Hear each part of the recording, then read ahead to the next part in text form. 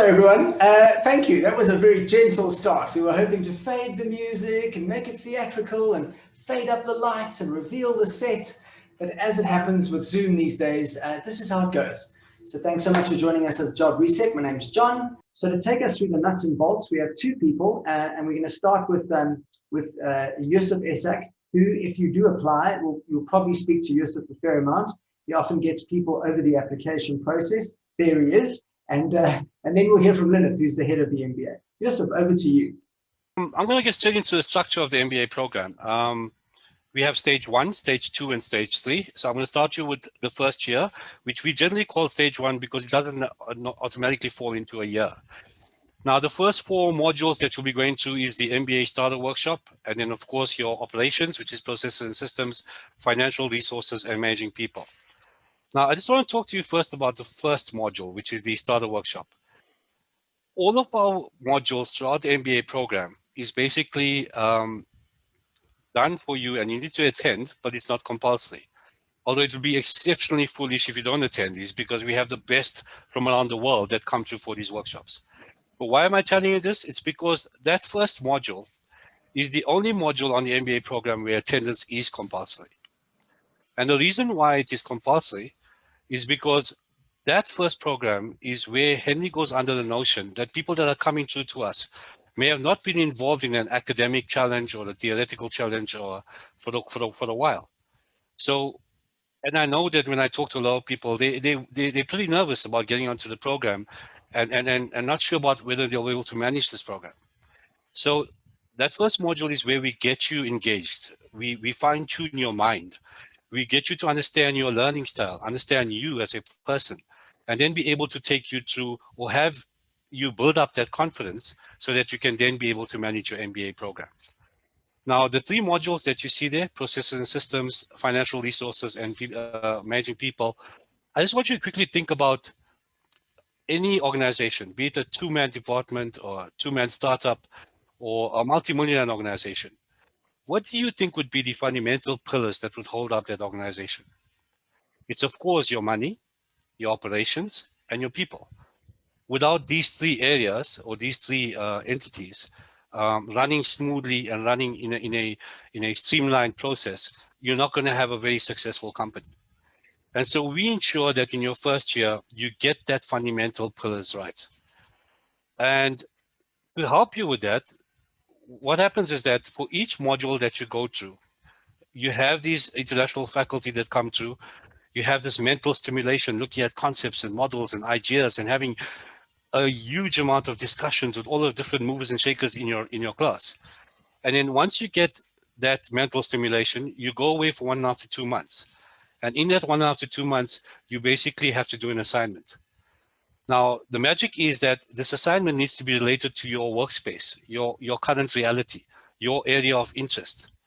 And so what happens is that you are able to apply this in a practical implementation, which allows for you to then be able to really up your skills, able to then manage or contribute significantly when it comes to management discussions or looking at new ideas within your organization, etc. So there's this practical learning exercises via your assignments that happen for your process and systems, your financial resources, and your people management. Now, with that, at the end of that comes an exam. And this is the only exam that you will have in the Henley MBA program.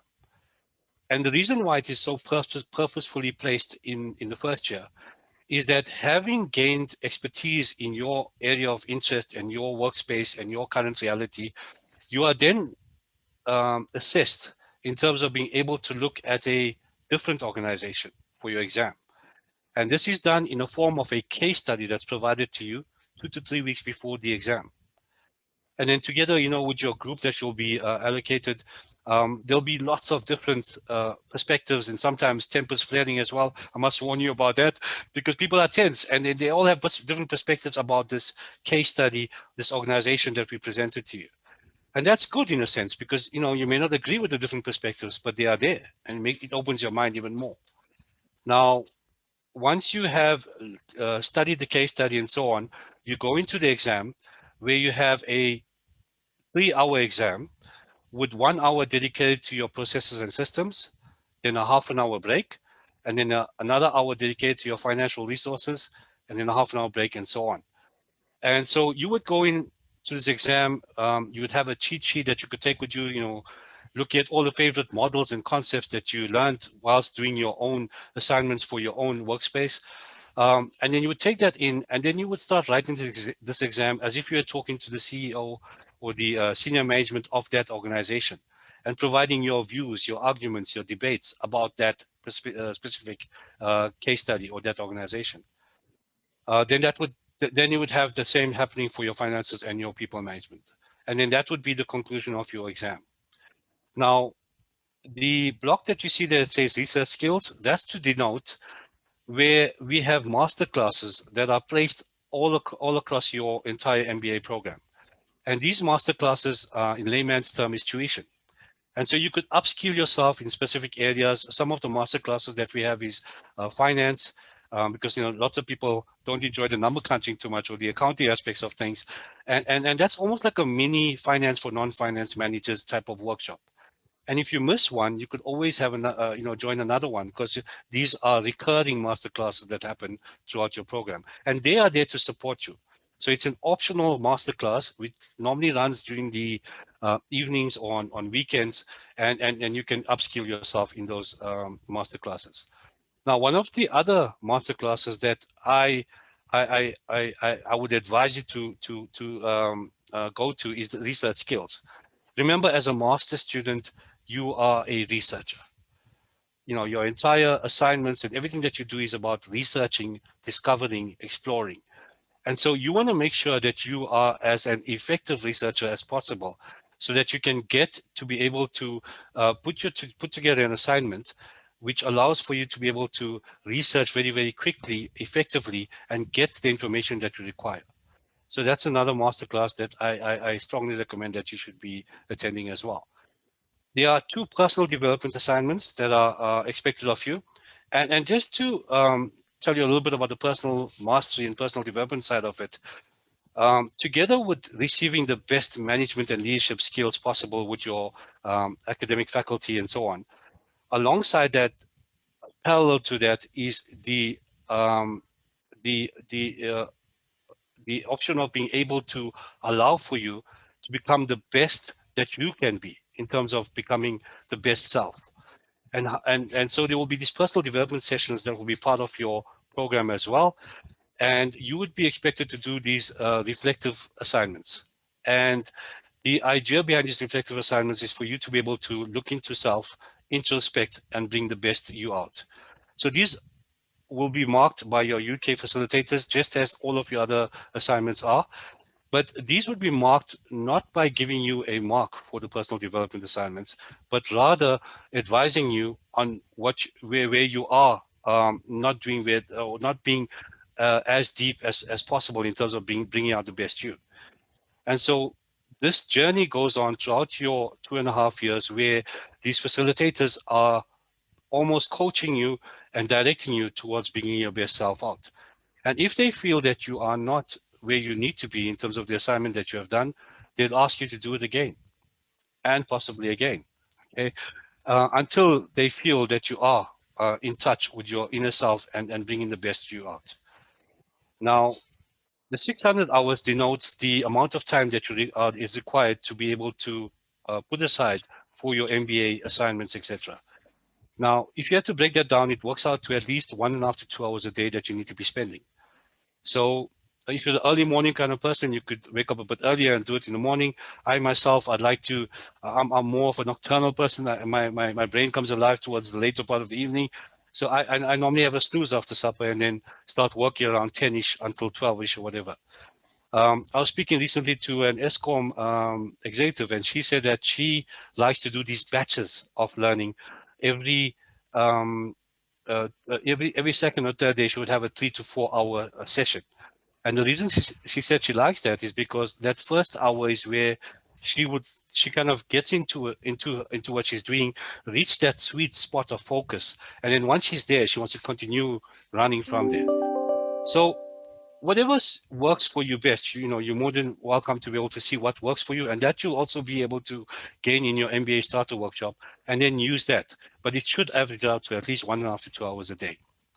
So in total, for the first year, there's 3 times module assignments that will be expected.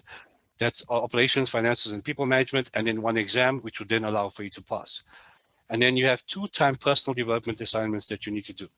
The one thing that that is also there to benefit you is that if you fail in an assignment in your 3 modules, so the pass mark is 50%, and say, for example, you get 40%, you are allowed to cover that mark in your exam. So if you got 40% in your assignment and that's a fail, you need to get 60% in your exam, and then that will allow you to pass. And the very same for any of the other modules. So that's stage 1. If you move on to stage 2,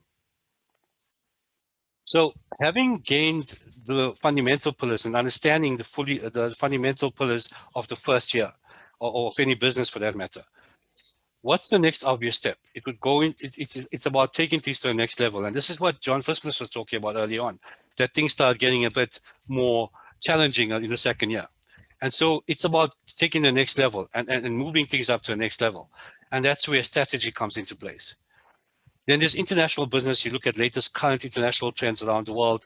What's working, what's not working, and you look at how you could bring that and understand that and immerse yourself in that type of arena and bring that into your own workspace, into your own area of interest. And then there's strategic marketing. Of course, we all know that marketing is about attracting people, getting people to come to your business, and of course, increasing your business. But there are other aspects of marketing. You as a manager of your department, or you as a owner of your own space or area of function, how are you showcasing that within your internal organization to your internal stakeholders?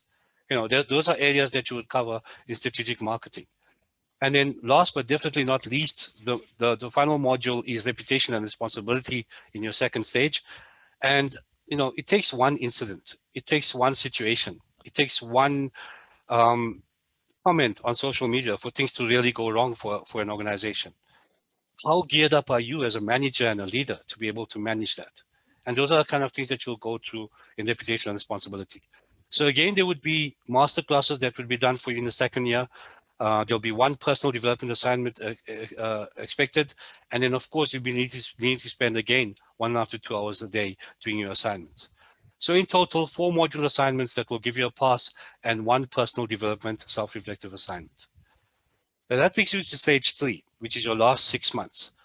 And having got the fundamental pillars of a business right in the first year, moving things to the next level in the second year, it all culminates into your final module, which is leadership and change, so that you could become the best leader possible and affect positive change around you.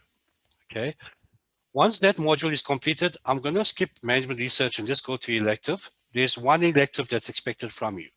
And you have a choice of about 10 to 14 different types of electives that you could choose from.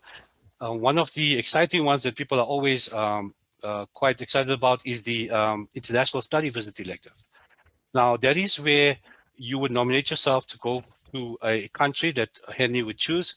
You would then go with yourself and your facilitator, as well as meet up with other students from other Henley Business School campuses. And then together, you'll be reintegrated into a group with different students from different campuses as part of your group. Then with your facilitator, you'll be taken to a high level, a medium level, or even a low level organization. And the idea would be that you would do your observations as a group and understand that organization. And then as a group, you would present you would do a presentation to an academic panel. Now, and that would be the conclusion of that international study visit elective. And the period of that would be normally around 2 to 3 weeks for that. Now, you will notice that although it's a 6-month stage, you are expected to do 800 hours. And that is because you also have to do your research or dissertation. We at Henley call it the Management Research Challenge. Now, we all know that of research and dissertation being the normal type of research where you would look at a topic that you are passionate about, that you're interested about, and you would then propose that topic to an academic panel. once they approve it, then you would go along and do your research, almost in a mode of future research. We have another option for you in terms of the Management Research Challenge, and that is that is what we call the IBP, Integrated Business Project. And this is where you would look at a current project that you are working with in your current space and use that project as a means of an action learning research. So as you are developing and growing and progressing with that project, you would record the different stages, milestones that are being reached, how you are going about reaching those milestones. If you come to a point where you have to make decisions, you would record or note the steps taken, based on your research from around the world about how you came up to that type of decision. Once a decision is implemented, the outcomes of that decision are something that you would record, interview other people to understand their opinions, and look at how you would then be able to grow that project even further and using it as a means for your research. So you have those two options. Again, the IBP talking to the practical type of learning aspect that is quite quite open in terms of the MBA program. Now, so that's your stage 3, and in your stage 3, you have one module assignment, one online elective, and the Management Research Challenge, and then that concludes your structure. Now, this is a holistic picture of the entire program that I've just spoken about. Stage 1, with your 4 modules, you have an assignment after each module. The green that you see here denotes the personal development sessions that you'll be having, which is associated to Module 4, Module 7, and Module 9. Then you have 2 major assessments that I spoke about, your exam at the end of your first year, and then your dissertation. The personal development work that I spoke about in terms of your assignments will run through your entire MBA program. And then I'll speak to you quickly about the learning support just now and the digital learning space. So in a nutshell, this is the entire Henley MBA program and what's expected from you. Now, in terms of support, so a question that we get asked about quite a lot is, being an international business school, what is the support like? So, I'm quite proud to say that one of the reasons or one of the biggest feathers in our cap in us reaching the #1 MBA status for 2018, for 2019, and 2020 by PMR Awards of Corporate South Africa is because of our support. And that in turn allows for people to have an experience where they develop themselves and are able to become the best that they can be because of the support that we provide to them. And one of the ways is that, of course, you would have constant communication with the faculty that come through via email, via sessions, etc. There'll also be faculty tutors that will be available for you on your portal so that you can access them at any time and speak to them as well. Then there's an academic tutor that sits in your class for every class that you are in. And they would generally have completed an Henley MBA already. And so you would be able to gain advice from them at any point. And of course, because they are sitting in your class, and remember, every class is different in terms of the discussions and the ideas that come up and the concepts, etc. So if there was any area that you felt you lacked in or you were not able to catch onto the certain aspects of discussions that were happening in that class, you would be able to then also knock on the academic tutor's door and be able to get information on that as well. Then in terms of the research databases, we have the world's best research databases available like EBSCO and Emerald, etc. So you would have lots of articles and documents and books and text, and articles that you'll be able to look at in terms of being able to support you through your assignments. Then basically, and then your textbooks. All of your textbooks will be available online on your portal, so you have access to all of your textbooks. And by the way, the textbooks are also part of the fee, so there isn't any textbooks that you need to purchase or anything else. The fee that you see for the Henley MBA is what you pay. It's all inclusive in terms of all of the material that you require. Now, what do you need to join the MBA program? First of all, you need a postgraduate or the equivalent professional qualification at an NQF level 8. So it could be a postgraduate qualification in any field, an honors qualification, which normally you get after a degree in any field, or a professional qualification like CIMA or SAIPA that is at a NQF level 8. That would then allow you access onto the program. And then there's 3 years of management experience that you need. And when we talk about management experience, the definition of a management experience at Henley is different from what you would normally think.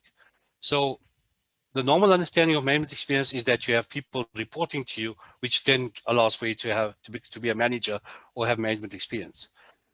In Henley's case, when we look at management experience, we look at a person who has that makes a significant impact in the business or the organization that they are in terms of influencing management decision making or affecting the bottom line of the organization. So in your application form, we would be asking you to be able to showcase that and tell us exactly how you have made a significant impact in your organization. So that is the way that we would gauge your experience, and it's about you showcasing that to us. Evidence of competence in English, you need not to worry too much about that. It's basically for those people that have a qualification in a different, their last qualification in a different language, or they come from a foreign speaking country where English is not their first language. So then they would need to provide, show us some kind of evidence of competence in English. And then the fourth one is very, very important. Remember, I spoke about the fact that all of your learning is done in a very practical type of or experiential experience. You would need to have access to company data. If for any reason your company does not allow you or restrict you from getting that that kind of data, you are more than welcome to knock on any other company door, and there's an opportunity there to be able to knock on any other company door and provide or ask permission to be able to do a master's level assignment for them on operations and finances, etc., and provide that as feedback to them. So I'm sure you can see the opportunity there of being able to showcase yourself, as well as having the company to be able to to be able to get to know you better, etc. And if that is also something that doesn't work for you, then you could also look at any JSE listed company, because remember, their information is public, their annual reports, etc. So you could use that as an example, or to be able to do your assignments as well. Now, in terms of the application checklist, at the back of the application form, you will find this form, which will have all of the documents that you need to provide to us. And so you can tick them off and ensure that all of these documents are being sent to us. It is vital and critical that you provide these documents with your application form, because the only way that admissions can move forward is if all of these documents are provided to us. So one of the things that I would like to advise you on is your reference form or your reference letter that you need, that we will give you a standard reference form that you need to give to your to somebody to refer to provide a reference to you. And my advice is try to give it out to at least 3, 4, 5 people, although you need to give us 2. Because I've seen over the years that what happens is that a lot of people are delayed because the person that's supposed to do the reference for you generally sometimes sits with the form and doesn't get it back to you in time. So having 3 or 4 or 5 out there means the first 2 that comes in, you can send that to us. And if there's any other reference form that come after that, which you feel is important in terms of motivating your application, you're more than welcome to send that through as well. Okay. Now, I spoke about the application form a bit, and we don't do any psychometric assessments or any GMAT testing, but what we do look at is your story. And you being able to showcase yourself in terms of your competency for the MBA program. So, you would be able to describe who where you've come from, what you've done, why you want to do the MBA, what are your achievements, what have been your failures, and what have you learned from that? And basically giving us a detailed synopsis of your profile, and so that we could understand more about you and your competency for the program. Then there's also managerial questions that you need to answer, areas like strategy and finance and teamwork, other kind of things that you need to describe to us. My advice there is get your CV next to your application form or next to your managerial questions. And then as you reflect on all of the experience that you gained in all of the different areas that you worked, you'd be able to pick up pockets of areas of strategy, of finances, etc., that you could put into the application form, so we get a clear enough and detailed picture of who you are. Now the intakes, there's 5 intakes for 2021. Unfortunately, the first intake in March is full. The second intake is almost full. And we have some space available in the 2 intakes for May and for June. So my advice is, to students is that apply as soon as possible. It's absolutely free of charge to apply. There's no registration fee, there's no application fee, no deposit fee. So, it's just all you'll be requiring is your time and effort in terms of completing the forms, sending it to us. Once it comes to us, there's a 3 to 4 week period where it goes from admissions South Africa to admissions UK and then back again. And once we get that back to you, we give an acceptance form. At that point, you can still decide yes or no. If you say no, then we stop that application right there without any implication to you.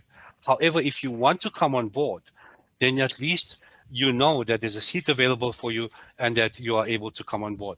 And also you can use that acceptance letter as a means of leverage, to be able to gain funding for motivating to your employer, etc., etc. So please, I've been yes. asked, you've got 2 minutes to wrap up, sir. I'm the timekeeper tonight as well. Sure. Okay. So basically, yeah, that's it. So try to get the form to us. You're nothing to lose, and we can see how best we can get stuff done for you. Financing, we have options, including Standard Bank option where you could pay an installment plan up to 5 years. Talk to us about that, and we'll see how we can set you up with that. And that's basically it. Not so far away, guys. 2.5 years may seem far away, but just think about how quick the last 2.5 years have gone. So before you know it, you'll be there attending your graduation. Okay. Thanks so much. Thank you so much for joining us, everybody. Take care, guys. Bye-bye. Bye-bye. Bye.